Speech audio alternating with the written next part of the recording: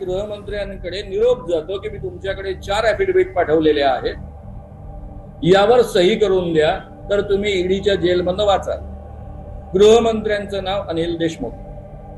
पहिलं ॲफिडेव्हिट असतं की उद्धव ठाकरेंनी मातोश्रीवर बोलावलं, उद्धव ठाकरे मुख्यमंत्री, मातोश्रीवर बोलावलं आणि दर महिन्याला 100 कोटी गोळा करायचा मला आदेश दिला, त्यावर सही करून द्या. नंबर 2चं ॲफिडेव्हिट, उद्धव ठाकरेंचा मुलगा आदित्य ठाकरे, तेही कॅबिनेट मंत्री, त्यांनी दिशा सॅलियन या मुलीवर बलात्कार केला. मी पुन्हा रिपीट करतोय, दिशा सॅलियन या मुलीवर बलात्कार केला आणि तिचा खून केला, यावर सही. अनिल परब यांचे गैरव्यवहार, यावर सही. आणि चौथा ॲफिडेव्हिट फारच चमत्कारिक आहे.